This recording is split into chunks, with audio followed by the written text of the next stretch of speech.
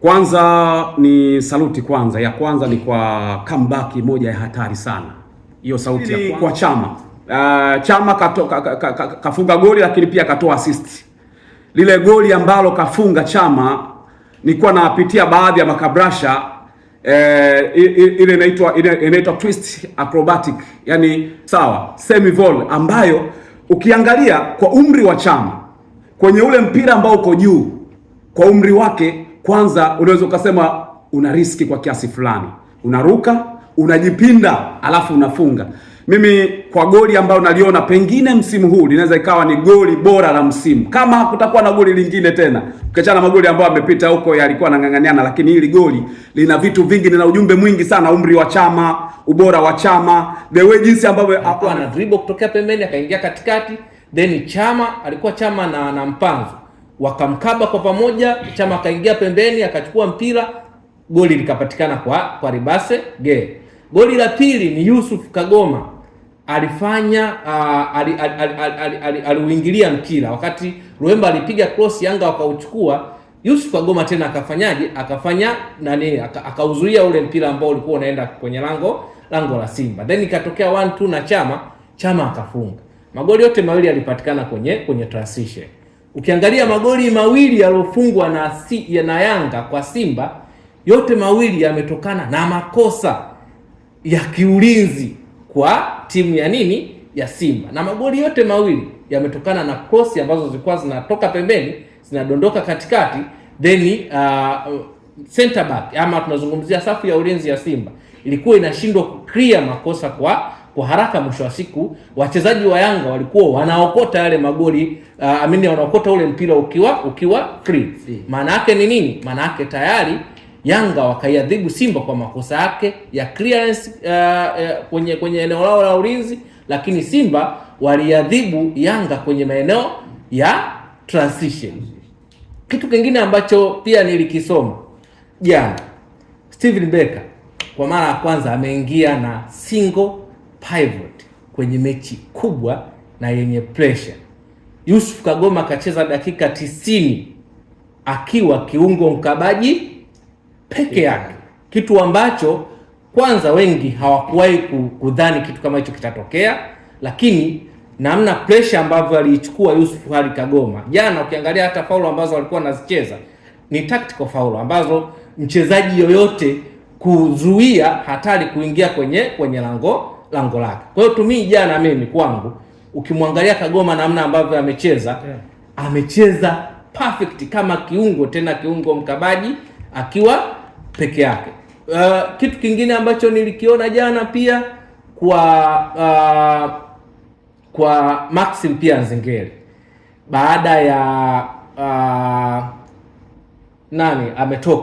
alitoka Damaro, Maxim pia Nzengeli akaingia katikati akawa anacheza kama kiungo namba 8, lakini ile namba 8 ambayo alikuwa anaicheza sio namba 8 pase ambayo inakuja kubondi na namba 6 wake ama kutengeneza link na namba 6 wake. Alichokuwa anakifanya yeye ni kuroll kwenye eneo zima la katikati, kwenye eneo la mbele la Simba. Maana yake ni nini? Maana yake tayari alikuwa amewarobu viungo wa Simba pale, na iliwapa kazi ngumu sana pia ilimpa kazi ngumu sana Neo Maema. Ukiangalia kadri muda ulipokuwa unazidi kwenda, Neo Maema alikuwa anazidi kupoteza momentum kwa sababu ya ile mobility ambayo alikuwa anaifanya Maxi mpia Nzengeli.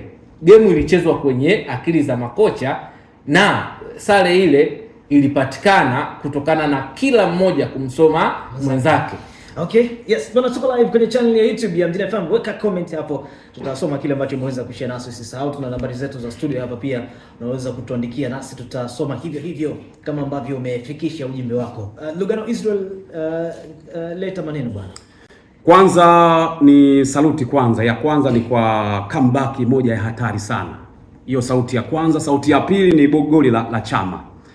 Hizo saluti hizo zina reflect jinsi ambavyo mapambano yalivyokuwa. Kwanza ni wapongeze sana Yanga kwa comeback ambao wameifanya. Unajua kama ushawahi kucheza mpira miguu hata katika level ya UMISETA, sijui hata level ndogo tu kabisa za kawaida zile za kiushindani, utakuwa unaelewa ninachokizungumza. kwa maana kama timu yako imeongoza magoli mawili dakika ya 15, ndani ya dakika 15 hizo mpinzani wako atakuwa ana mawazo ya kusema, je, nitaweza kurudisha magoli au nitaongezwa magoli mengine? Alafu unakuja na comeback ya magoli au mawili. Ni kitu ambacho mimi nawapongeza Yanga, ni kitu kikubwa. Mimi binafsi nilikuwa nimefuatilia ule mchezo. Mara baada ya magoli mawili ndani ya dakika 15 Simba anafunga. Ukiingia hata kwenye vichwa vya mashabiki wa Yanga, ukiachana na wachezaji, hata viongozi wote walikuwa wanafikiria wazo moja tu, kwamba inawezekana zile goli 5 ambazo tulishakuwapasua wa Yanga leo tunapasuka, kwa sababu alijua dakika 15 unapiga goli mbili za haraka haraka, ni namna gani ambavyo wachezaji wa Yanga wangeweza kurudi kwa haraka katika momentum ya kupambana. Lakini mpaka wamepigwa hizo goli mbili, bado mapambano yakaonekana ni makubwa zaidi. Yaani Yanga hawakushuka.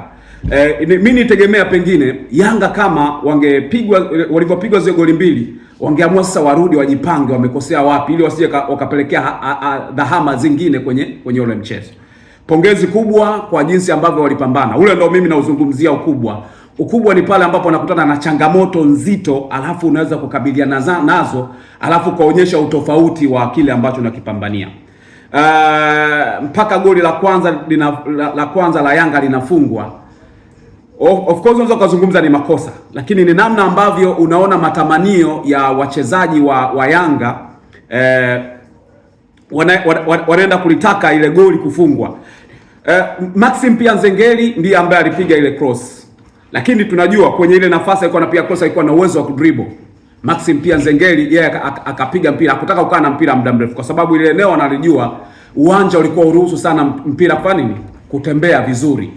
Na kitu kingine ukiangalia ni namna ambavyo upande wa mabeki wa Simba walishindwa kuwa na communication nzuri. Mpaka kichwa kinagongwa cha Ture.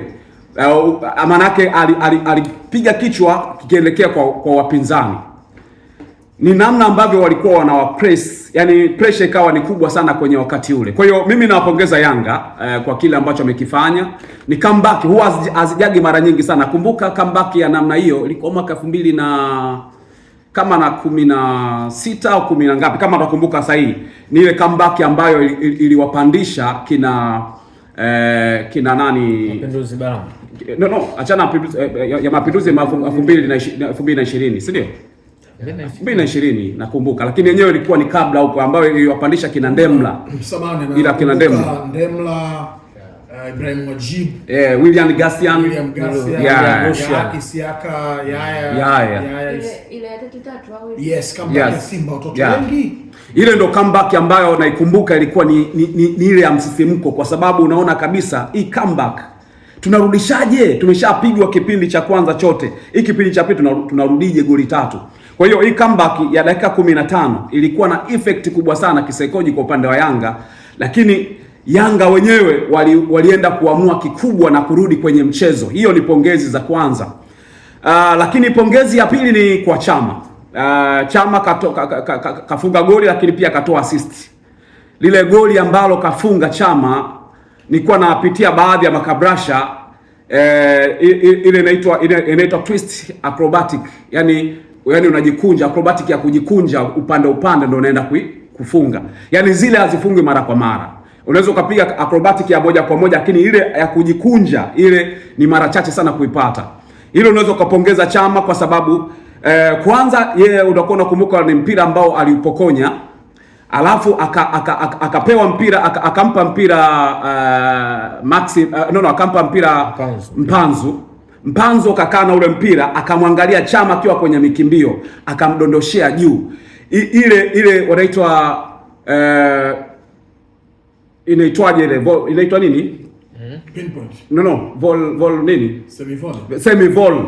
Sawa, semi vol, ambayo ukiangalia kwa umri wa Chama kwenye ule mpira ambao uko juu, kwa umri wake, kwanza unaweza ukasema una riski kwa kiasi fulani. Unaruka, unajipinda, alafu unafunga. Mimi kwa goli ambayo naliona pengine msimu huu linaweza ikawa ni goli bora la msimu, kama kutakuwa na goli lingine tena, ukiachana magoli ambayo amepita huko yalikuwa yanang'ang'aniana, lakini hili goli lina vitu vingi, lina ujumbe mwingi sana. Umri wa Chama, ubora wa Chama, the way jinsi ambavyo amefunga. Kuna watu nilisikia walikuwa wanazungumza kwamba kulikuwa na offside, inawezekana walikuwa na hoja zao, lakini mpaka mwamuzi mwenyewe kwanza kuifikiria offside pale, kwa jinsi ambavyo limefungwa ile goli, heshima kubwa sana kwa Yanga, bonge la comeback ambao wamekuja nayo. Sawa, bado tupo kwenye mechi ya derby hiyo na tutarudi na Mariam Mshana hapa kwenye VAR, kwenye zile moments ndani ya mchezo. JK tumejoin naye hapa pia, kuna moments nyinginezo nyingi tu za mchezo zile ambazo zimetokea, zote tutakuja kuzizungumza hapa.